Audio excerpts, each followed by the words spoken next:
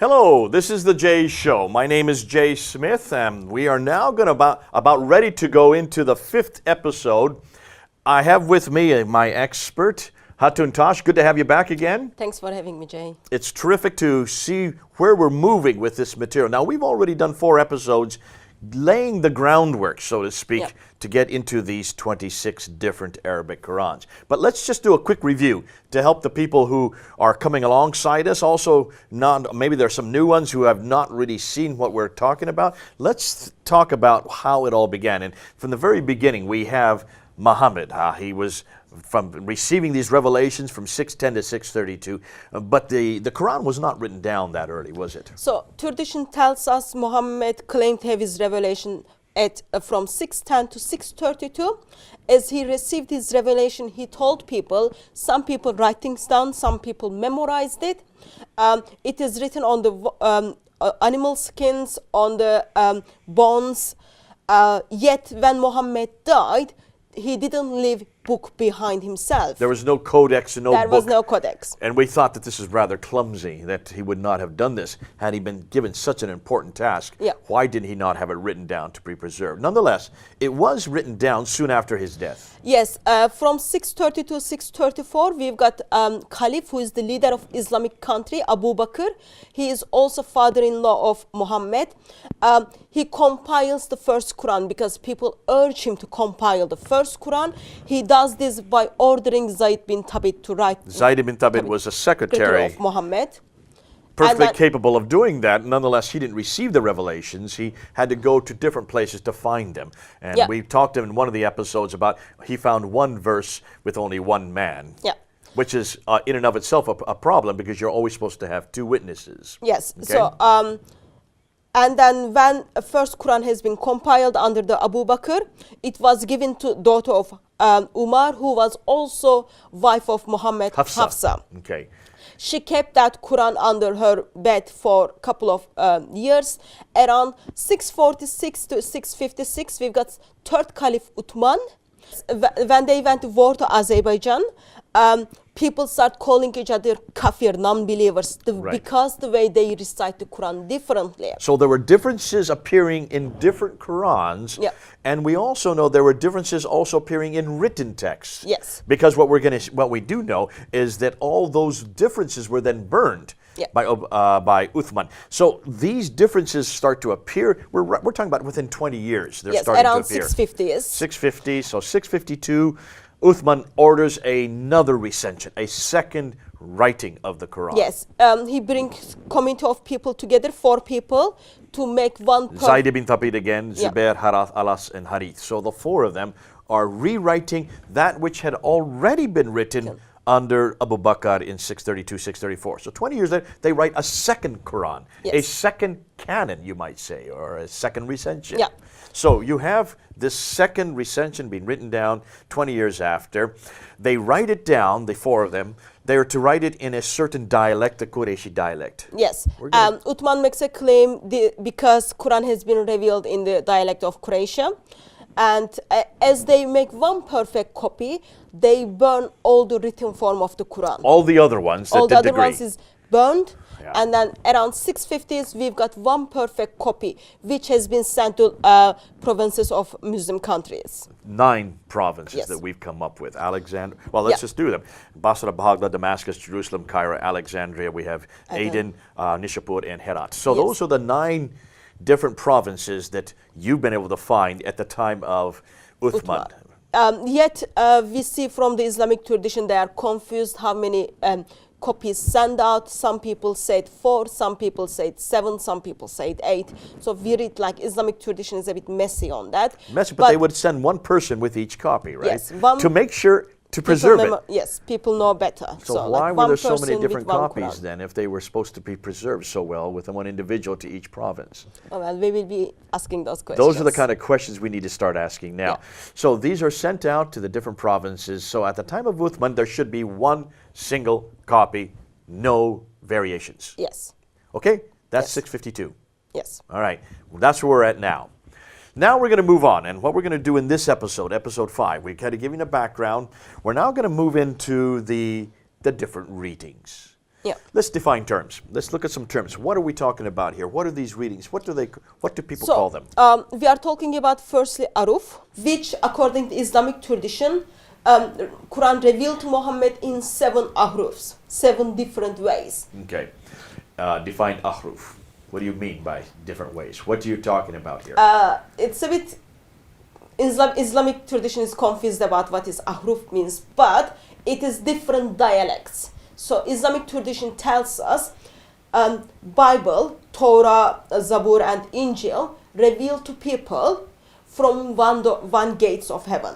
Yet Quran revealed to Muhammad from the 7 gates of heaven, which make it easy for people to recite and memorize. Are you telling me that Muhammad heard Jibril give 7 different recitations coming from 7 different gates? It's not Muhammad heard. So story comes in the lines of Muhammad received the revelation in one way when he was in Mecca. When he moved to Medina, Muhammad has a conversation with angel according to Sahih Bukhari and Sahih Muslim. That Muhammad says, my people are not capable to do in one way.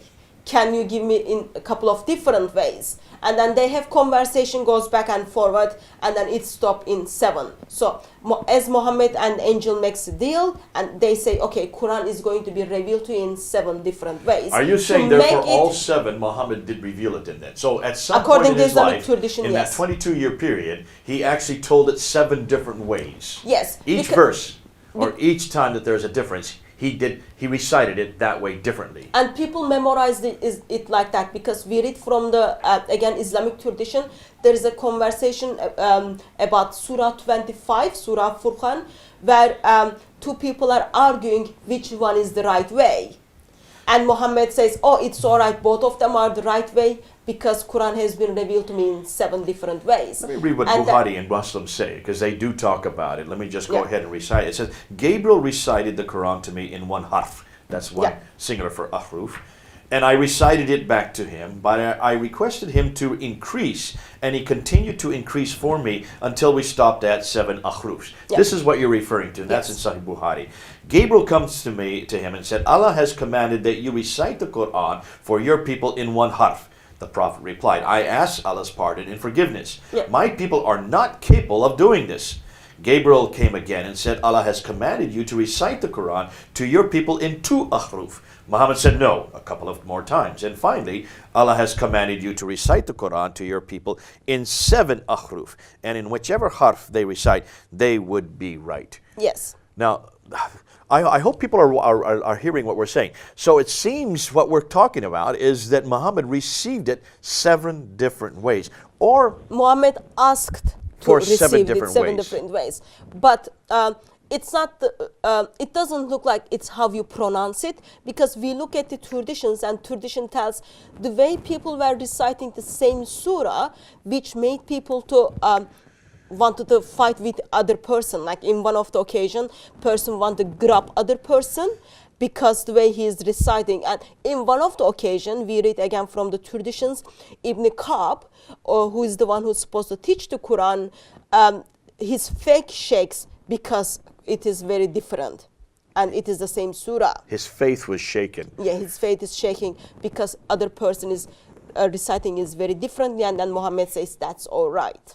I remember the story you read of where one of the individuals heard it. He grabbed him by the back of his neck and hauled him over to Muhammad and was very upset. And Muhammad said, no, that's perfectly okay. Now, let's look and we'll put on screen these problems. And we're going to, because no one really knows what ahruf means. Yeah.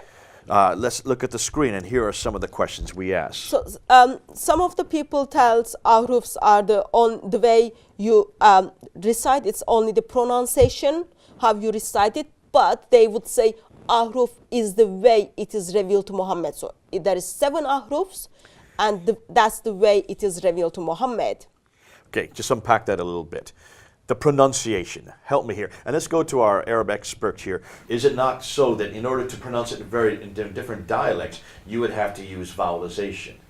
The the u in the e sound. Yeah, ahruf. The ahruf would require the dhamma, the kasra, and the fatha. Yeah. Now, let me ask you as an Arab expert, were there any vowelization? Did that even exist in the 7th century? No. No, there were no vowelizations in the 7th century. So how can you have dialectical differences in the 7th century?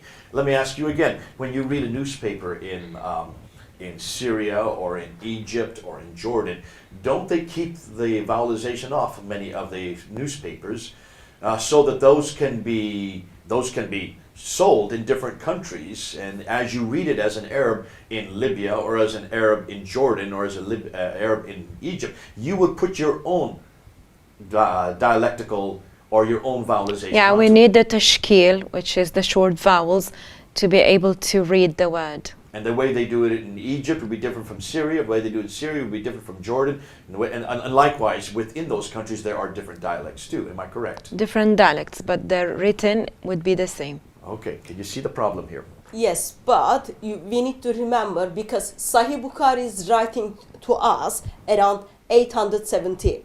So approximately 250 years after 240 years 240 years afterwards, event took place. when there would have been there would have been vowelization in the 9th century, Yes, in 9th century but there not in the were, 7th century. but because Sahih Bukhari is looking back, and then he's assuming in the time of Muhammad, yes, there was the dialect. So this is a historical anachronism. I hope the people who are watching this are seeing you can't make this excuse that these are different dialects, Yeah. not in a consonantal textual form, because Arabic is written in a consonantal form. Yeah. We're going to get to that. We're going to show that. But okay, let's continue on. Now, are the Ahruf 7 types of verses in the Quran? Is that what's going on? Some Muslim scholars says that is what is Ahruf is. Now, is this the same thing as Qira'at? No. So Jay, if you remember, when Muhammad received the revelation in 7 different dialects, 7 different ways, in around 650s, Uthman said, because Quran is revealed in the dialect of Quraysh, so we are going to compile the Quran in the Quraysh dialect. Yet, we know in 7th century, we had the dialect of Quraysh, Hudayl, Tamim, Hawazin, Thaqif, Qinana, and Yemen. So in 7th century, we've got 7 different dialects in Medina. Right. That I can understand if you're just speaking it. Yes. What I can't understand is how do you write it? Yeah, so because it's the consonantal letters and they didn't have the dots, so every writing should be the same. Yet, according to Sahih Bukhari, who writes 250 years after the event, tells us we decided, because Quran revealed in the dialect of Quraysh, we are compiling the Quran in perfect copy in the dialect of Quraysh. So whatever was Ahrufs before Uthman cancelled everything, and then he made one perfect one in the dialect of Quraysh. Okay, now I want to go to my Arab expert again. I see you're shaking your head. You're seeing that there's a problem here, because that's okay with a spoken text. It's not okay in a written text. No. Now, what's Not the okay. problem here? We need the tashkil, we need the dots. We can't You need just the dots. depend on a drawing. Okay, and this did not exist. Now we're talking about another thing. We're talking about the diacritical marks. Even the diacritical marks were not this early. We're going to talk Yeah. about that later. We'll get to that. Just so you can see, these are 7 dialects that existed in that part of the world in the 7th century, According to Islamic tradition. according to the Islamic tradition. But they could not have been written down that early because there was no script that would have accommodated Yeah. this kind of differentiation. Yeah. Nothing that would have been that's a sophisticated script. It would first need the dots and it would need the vowelization. Yeah, I think it will be helpful to remember, according to Muslims, Ahruf has nothing to do with how you write the things down. It is all about how you pronounce it. Understood, but when you pronounce it, it has to be pronounced. Written reference has to be Yes. pronounced. Okay, Yeah. let's go back. Are the 7 Ahrufs just synonyms? Are these just the words that are written different, but they mean exactly the same thing? Some Muslim scholars claim that. Yet, according to Yasir Qadri, who is the one of the well-known Muslim scholar, he says, actually, we don't know what is Ahruf means. Okay, I mean, No one knows what it means. And I read a couple of articles. Muslims would saying, oh, this is the miracle of the Quran. It is only Allah knows what it is. Okay, it's obviously that man doesn't know Yeah. that. Let's move to the next screen. Do these ahruf refer to 7 different ways the verse can be changed? In other words, possibly the way they're ordered or letter variations? Or is that all we're talking about here? When we look at the Qurans, different Arabic Qurans, we see consonantal letters are different. Order of the words are different. That's, I would say, like just looking at the current Qurans we have. But again, some Muslim scholars make these claims. Would Muhammad have known all 7 dialects? Yes, because he's the one who received them. So he was according to quite a Islamic, He's quite a according to Islam. linguist, then, is what you're saying. So this man was pretty scholarly. Yet he didn't know how to read and write. Yes. Or would you suggest maybe when he heard different dialects, he just said, yes, just accept it. Whether or not he spoke those dialects or not, whether or not he could even put on dialects, it could be he just recognized them and allowed them. Yeah. Yes, but I'm not sure using vocabulary for the dialect is right one, because it's just messy, like no one knows what was those things, and historically it can't be the dialects. Yet that's the Muslim claims. And of course, then the big elephant in the room is this. Which was the dialect? Which dialect was the one that Jibril used, the one that's in heaven? Which is the one that exists on these eternal tablets? Because there's a dialectic form that has to be sacrosanct. I guess Muslims would say the Qurayshi would be it. That will be dangerous for them to say it, because so Quran is the eternal word of Allah, and question is, there was a time and space that this eternal word of Allah just took a place when Muhammad was in Medina, 7 different dialects. Yet we read again from the Islamic tradition, it talks about Surah 2, Surah Baqarah, and Surah 3, Surah Imran. Those are the 2 surahs. They will intercede for you on the day of resurrection, on the day of judgment. So they are the one who is going to defend you. If like I've got hundreds of variations in Surah 2 and Surah 3, and it is revealed in 7 different ways, the question comes, which way is going to defend you on the day of judgment? Yeah, okay. And I guess the answer to that would be, we just God don't know. knows. We're just God agnostic on knows. that. Yeah. All right, so we really don't know which one Jibril. We're assuming it's a Quraysh, but we're not even sure what that means. We don't know which is in the eternal speech of Allah, which is in the eternal tablets. Okay, now let's go to the next slide, because the next slide is very interesting. You've done something here, and this is something that you're going to have to unpack. It's a great graph, and this graph looks at the different reading. If you could unpack, because these are the different readers then that actually change the different texts after Uthman, and these are all after Uthman. This graph is enormously important. This starts to show some of the real problems with these ahruf. Yeah. So we are starting around 650s when the perfect Quran has been compiled under the Uthman. Okay? As Uthman compiled perfect Quran in the dialect of Quraysh, he sent the Quran to lots of different cities. Right. So Islamic tradition doesn't know how many cities, but when you look at the history, we know there were the 9 different cities. Right. So when you look at the Islamic writings, we see there was the Quran which has been sent to Mecca. It was sent with Abdullah ibn Sa'ib. Okay, his dates are 682. He died in 682. So this is after Uthman, which would be 652. Yeah, so this guy goes to Mecca with the perfect Quran to teach people. Right. Okay, and then we've got another Quran which stays in Medina. Right. And then with this Quran we've got Zayd bin Thabit. Now he is the original. He is the secretary of Muhammad. Secretary of Muhammad, who wrote the first recension and the second recension. Yeah. And then we've got third Quran in Damascus, which was sent to Damascus. It was sent with Al-Mughira ibn Shu'ba. Yes, with Ibn Shahaba, who died around 617. Okay. Okay, and then fourth Quran was sent to Kufa. Let's get the name again.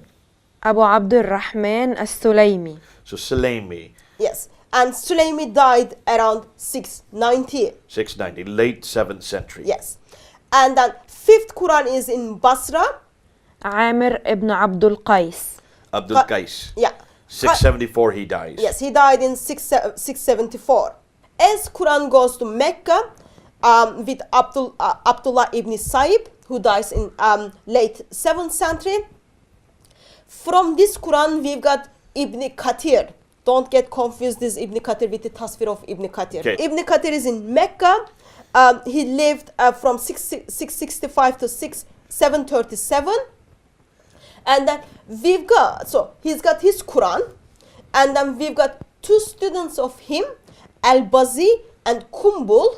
Okay. We've got their Quran. Okay, and they go into the 9th and 10th century and they die. Now, what you're going to show us later, not right now, Yeah. is that these have differences. They start including differences in their recitation than the Hafs, the original one, or you might say the one that we use today. Yes. Okay, Let me but just this is emphasize something. Go ahead. So, Ibn Kathir is around 737. He died in 737. Perfect Quran has been compiled in Medina under the Uthman in 650s. So, approximate 100 years, 80 years after Uthman, we've got already different Quran in Mecca. Okay, so in Mecca, within 100 years, you're already getting a different Quran, Yes. all right?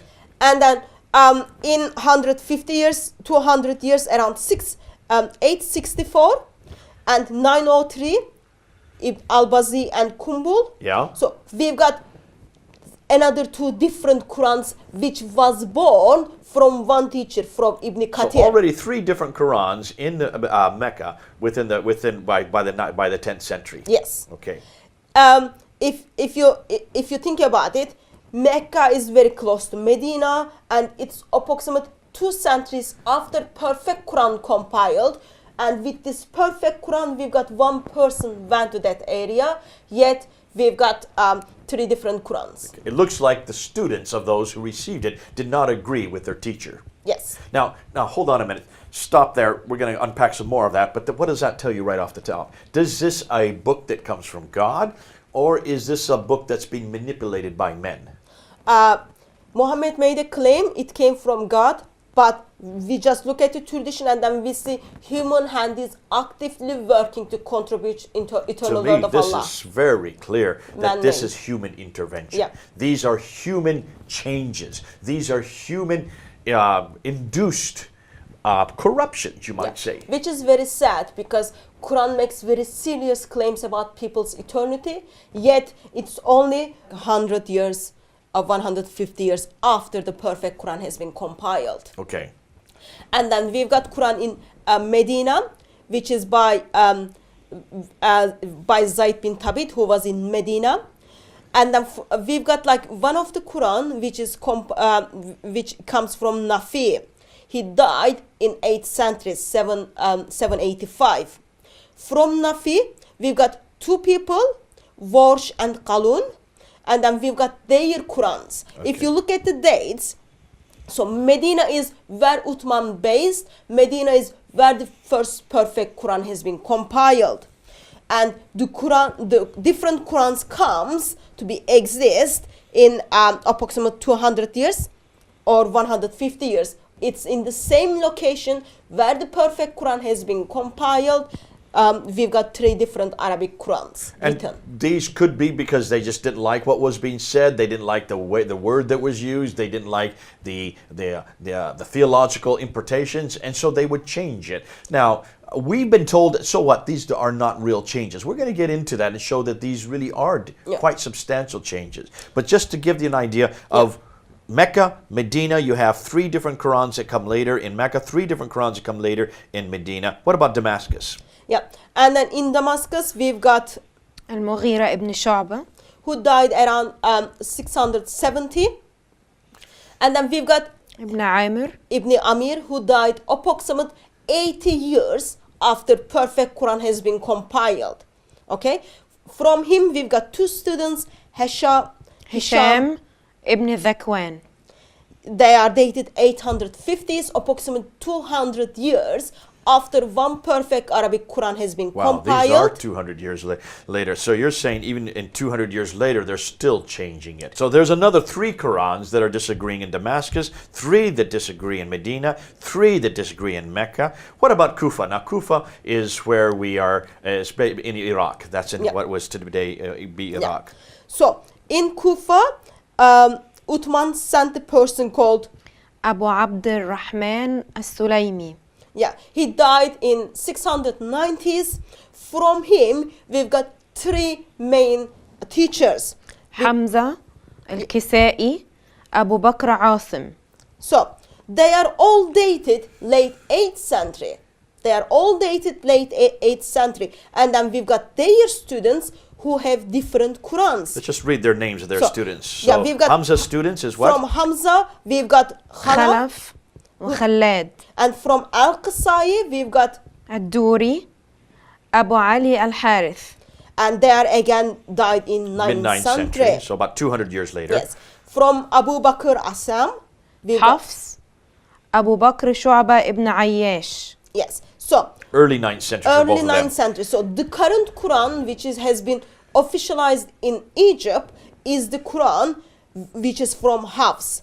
Okay, so that's the Quran which in the beginning was sent to Kufa, Okay, and and then in 1924, that is the Quran has been officialized. okay, now we want to wrap this all up together, so let's just finish with Basra. You have Basra. Just give the name of the student after Ibn Abdal. What's the student's name? Amr ibn Abdul Qais, Okay, and he Abu has Amr ibn al-Ala, and he has 2 students named. Ad-Duri, As-Susi. Okay, Duri and Susi. And So they're again 9th century they're people. 9th century again, 200 So years we've got later. like 3 people, 3 different Qurans ends up in 9th century. So we have 3 coming out of Mecca, 3 coming out of Medina, 3 coming out of Damascus, 9 coming out of Kufa, and another 3 coming out of Basra. Yes. Ooh, two. Add that all up.